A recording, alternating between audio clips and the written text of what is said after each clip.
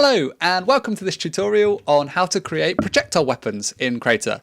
So a projectile weapon is essentially the same sort of thing as a gun, except instead of firing a bullet that hits its target instantly, or it does in the game world, a projectile weapon will fire something which takes a little bit more time to hit its target, and you'll be able to see it fly through the air and possibly dodge it if it's moving slow enough. So in this tutorial, I'm going to make a rocket launcher, and then we're going to look at how you can turn that rocket launcher into a ray gun or a magic wand.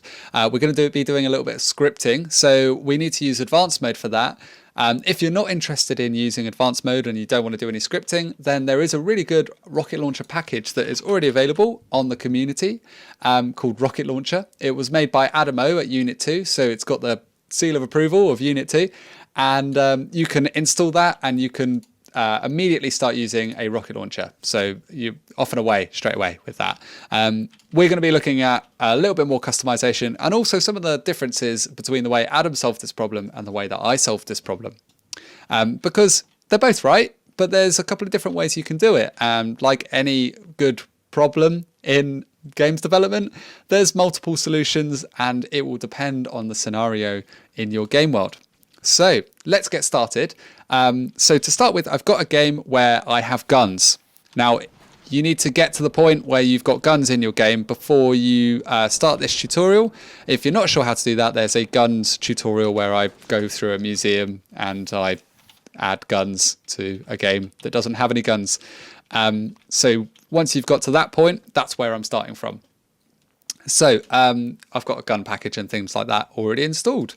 Now, to make a rocket launcher, let's go to the templates and we're just going to duplicate the gun and turn it into a rocket launcher. So just duplicate into the gun template, and then I can go and edit that gun template, which is now the rocket launcher template. So I've still got the gun one. Let's edit the rocket launcher template and let's make this gun into a rocket launcher in a few simple steps. So we're going to change the mesh to rocket launcher. And then down here, we're going to change the friendly name to Rocket Launcher or RPG. Let's call it RPG just in case it doesn't fit. The grip needs to be the RPG grip. The icon asset, we need to change to the Rocket Launcher. And that should then mean, I didn't give it to our player. Let's also give it to the player by going to the user, clicking on the defaults in their inventory, and then changing the gun to rocket launcher. So we've got a rocket launcher, our player has it, and they can shoot what seems to be assault rifle bullets out of a rocket launcher, which is a bit crazy.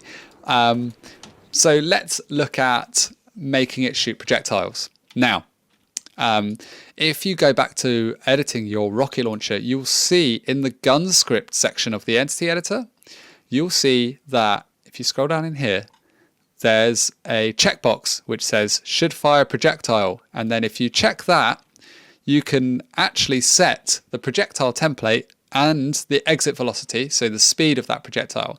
So that means we need to make a projectile template. So an easy way of doing that is, well, the way I've done it. You might find a different way that's even easier, but this is one way of doing this. I create an American football, which is about the right size for a projectile, maybe, I guess.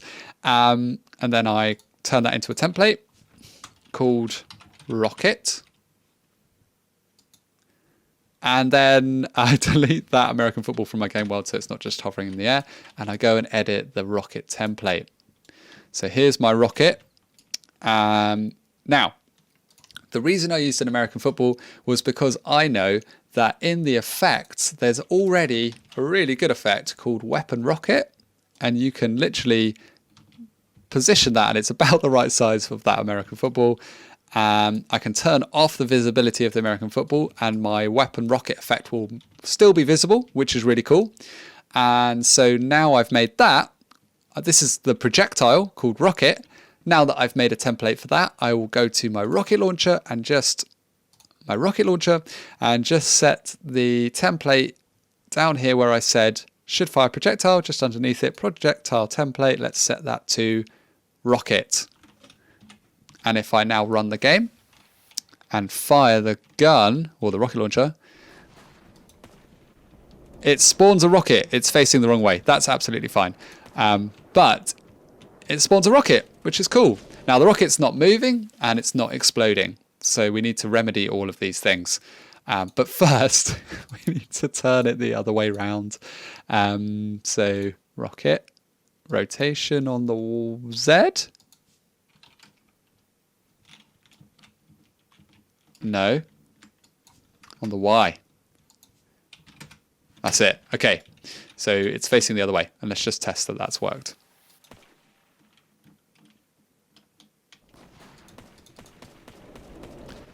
Yeah, there's loads of rockets, and they're all facing the correct direction. Great.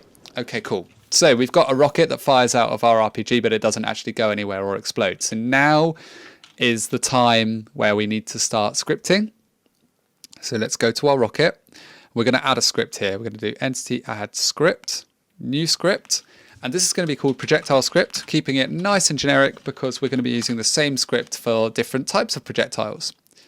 Click OK. And in our projectile script, we need to write some functions. Now, here is a secret thing that you might not have known, but if you go to the gun script and edit the gun script, and you find where you shoot projectiles. So let's look for should fire projectile. So copying that, pasting it in the Control F to use find, and then let's look for everywhere that that was used. And it was used here in this projectile bit of code, line 161 in the gun script version 60. This is. And here you'll notice that we're getting hold of some values. We're creating a projectile, which is why that rocket appeared. And then we're asking for this function to be run on any script which is attached to that projectile. And I can use this, I can leverage the fact that it's already doing this in my projectile script to fire that and then start, manipulating that projectile in whatever way I want to. So let's copy that and let's add it as a function to the projectile script. Remember, this projectile script is added to the rocket that comes out of the end of the rocket launcher. And then I'm going to use that name that I copied from here. And I'm going to copy this list of arguments. And then I'm just going to comment above it with that list of arguments so that I know what they are and what order they're coming in. When it's a long list like this, it's sometimes a good idea to have a reference so you don't have to constantly switch backwards and forwards between projectile script and gun script. So the first one is ray start and ray direction. I'm actually just going to use those two. The next one is exit velocity. So I'll use that. The next one is whatever the gun script was attached to. So that will be the gun. So I'm going to call it shooter because it might not be a gun. It might be a rocket launcher or a wand or whatever, or a ray gun. So shooter, parent was whatever was holding the gun, which will probably be a player. So I'm going to call that player. I added a couple of extra properties to mine. Let's just get rid of those. You don't need those. This is what it looks like default. So just delete those there. Okay, so there we go. So we're now, this function will be called whenever a rocket is instantiated and fired by the gun script. So we can use some of these values to start our rocket moving. So let's do that. So the first thing we need to do is we're going to create a local variable, and that's going to be the direction that this rocket needs to travel in, which is the ray direction. And we're going to scale that by the exit velocity of the rocket. The exit velocity means the speed that the rocket will leave the rocket launcher. So, and you can set that in the gun script properties. I think that's here, 200 at the moment. So we're scaling the ray direction, which will be a normalized direction, by the velocity that the user will have, or you will have set up here. So we're creating that local variable, and then all we need to do is set our velocity of our entity.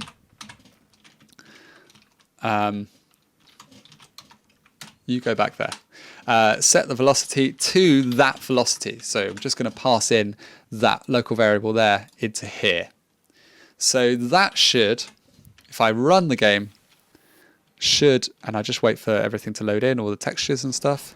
If I fire the rocket, you can see that, albeit quite slowly, it's now, there we go. So, projectile done, right? No, not quite yet. We have it moving, which is cool. What happens when it hits something though? That's the next step.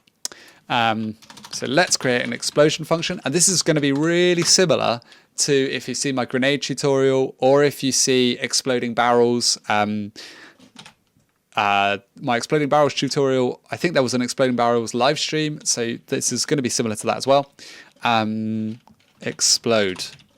So we're creating a new function called explode, which is going to be run when this rocket hits something.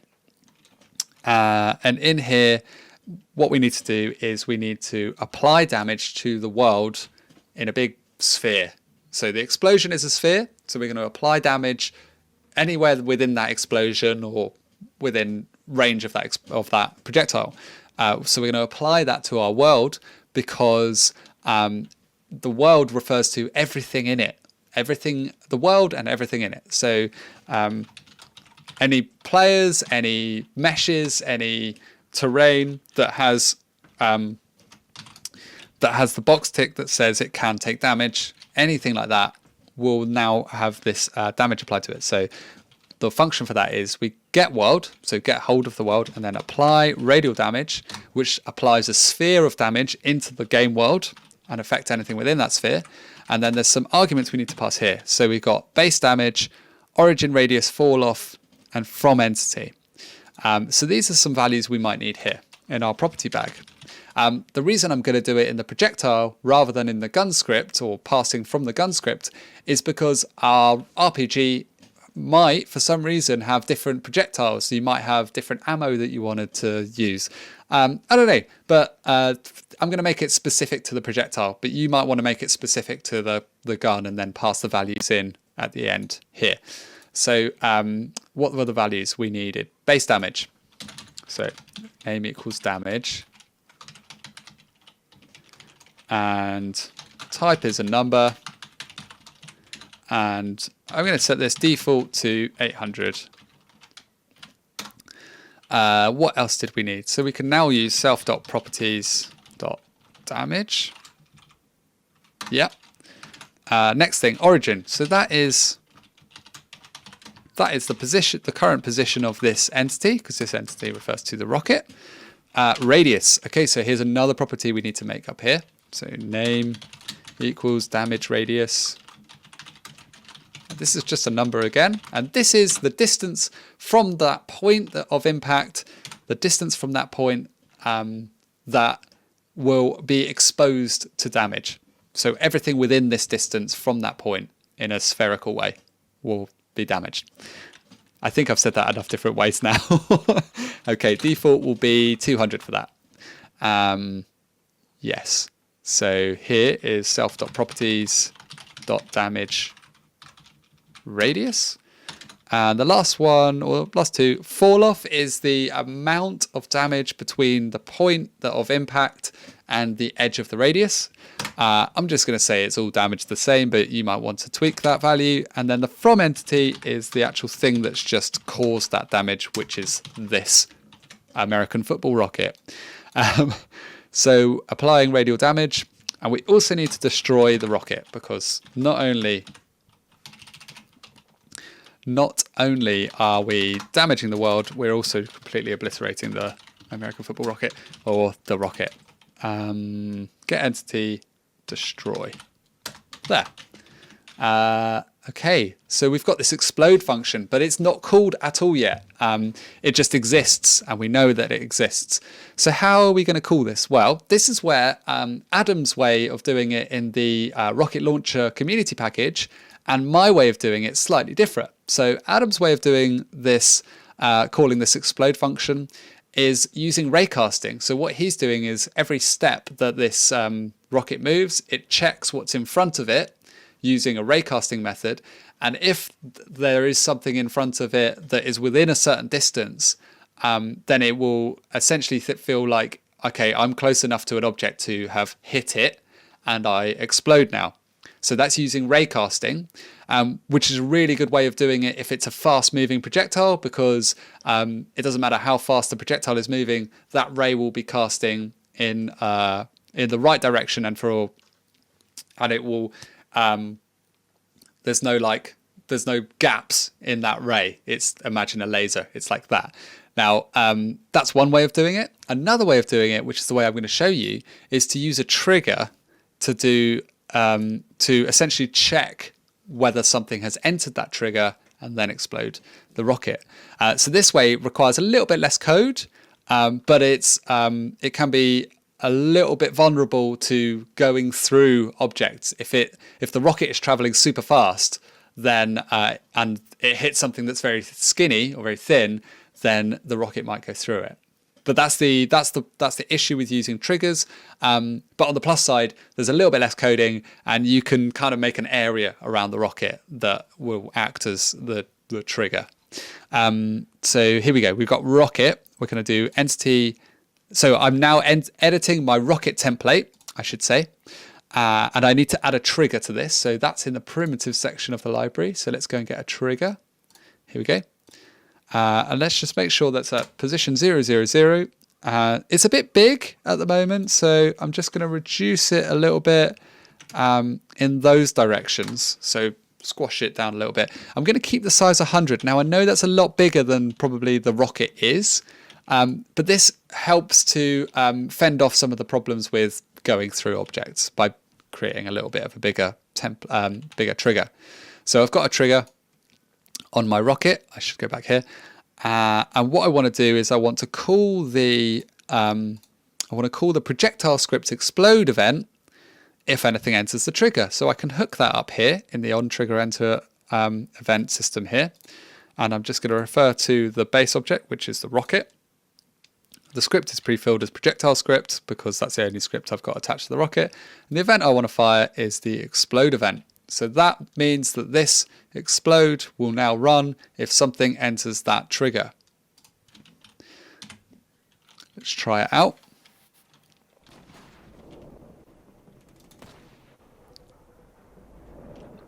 It's taking a while to get there. I might have to increase the speed of the rockets somewhat. In fact, I can probably run faster than that. Yeah. So there we go. So it's slightly damaged the terrain there. At least it's disappearing. It's been destroyed. There we go. Okay, so it's doing something. Maybe that projectile radius, damage radius needs upping a little bit. So let's just do some tweaking. The exit velocity, I need to up that probably quite a lot. And the rocket itself, I need to increase that radius. I want to make it explode big time. So a couple of little tweaks. Let's just try out those two values. That's looking a bit better. However, you might have seen there, I just got damaged by my own rocket. So that's something we might need to, I mean, that's quite a significant explosion. So we can carry on tweaking this now. We're just going to polish it up a little bit. So we need to do things like check that we haven't just hit the player or the RPG that the player is holding. So let's store those. They're actually coming in to this projectile script here, shooter and player. So what we can do is we can store those values in our class, in some class variables, and then on our explode, or even we can check those values and then run our explode event. So let's do that. This is to stop it exploding when it hits the player.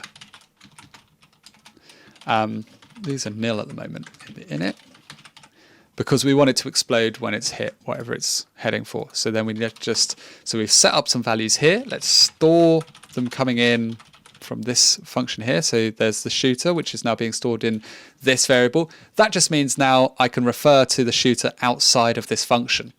And self.player is player. There we go. And let's do a check. So we're going to do a projectile script, and this will be run when a trigger, the trigger is entered, and then it's going to be check trigger.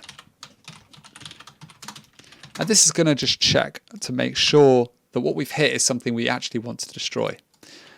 So if the thing we've hit is not equal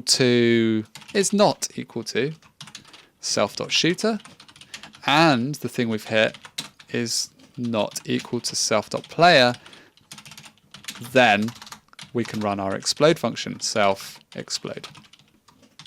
Okay, so we're just doing some checking to make sure that we're not going to explode when we hit the thing that we're coming out of, essentially. Let's go to our rocket and just change that trigger function to be check trigger, and let's test that that works.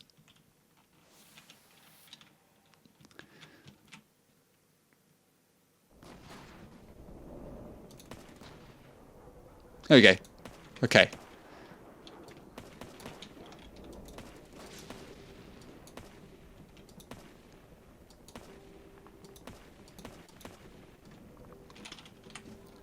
Great. Okay, so the next thing we need to do is make it feel like it's a rocket that's just exploded. So let's do that. I'm going to drop that down. It's quite explosive. Maybe 300. So let's add an explosion and let's add a sound. When the rocket hits something, it needs to actually explode and not just damage it in a silent way. So let's add a explosions effect, which is going to be an effect asset. And let's also add sound, which is going to be a sound asset. Okay, so in our explode, we need to do, we now need to spawn both the explosion effect and the explosion sound at the exact point that we just hit the whatever we've just hit. So get entity, and then we can do play sound at location, and this will be self get entity get position, and the sound asset is referring to that property up there, explosion sound, like that. And we just could use the same thing, but this is going to be, instead of sound, it's going to be play effect at location, and instead of explosion sound, it's going to be explosion effect. Because we are now using this entity to play a sound and play an effect, we need to hold off destroying it until those are done.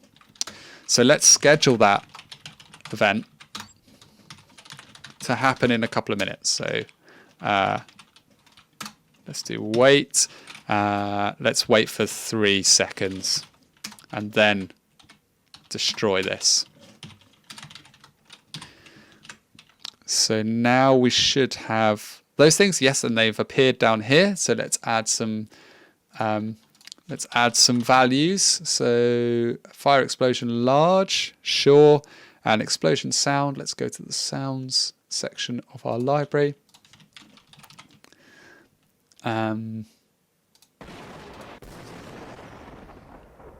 Too loud? No, I think that's right. I think that's the right amount of loud. Okay, so we've got sound, we've got an effect. Let's try it out. So I've got my rocket launcher, and let's shoot it there. So the sound is playing, doesn't feel like the effect is playing.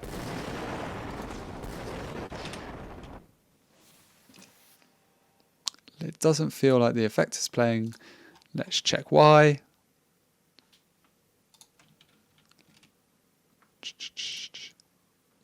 So we're going to go to the effects.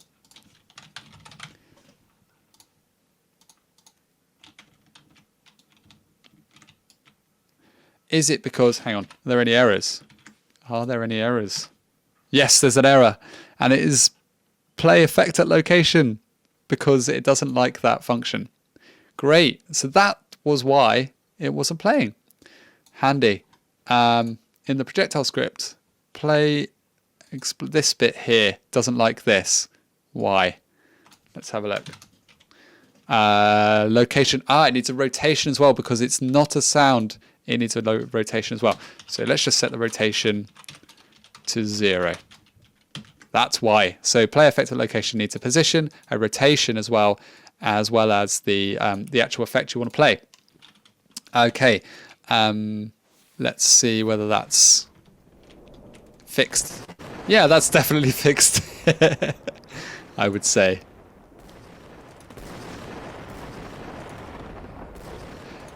So that was that wasn't hitting the player, that was hitting the bridge, that explosion. So okay, from entity is a nil value.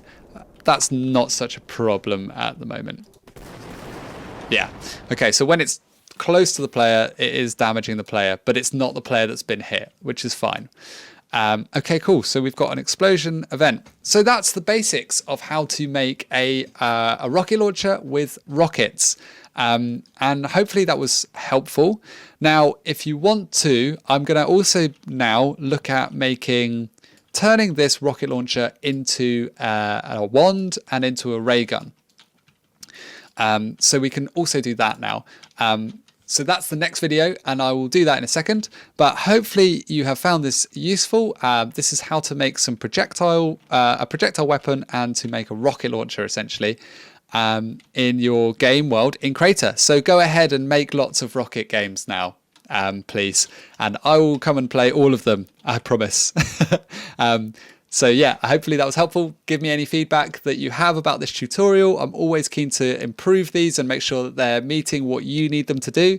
And if you get stuck, as usual, come and join us in the Discord and ask all the questions that you need to ask about rocket launchers in there. And there will be some people there who can help you to fix those problems and possibly even improve your code and everything like that. And yeah. Hopefully that was a good tutorial. Let me know. Enjoy making rocket launchers, and I'll see you in Crayta.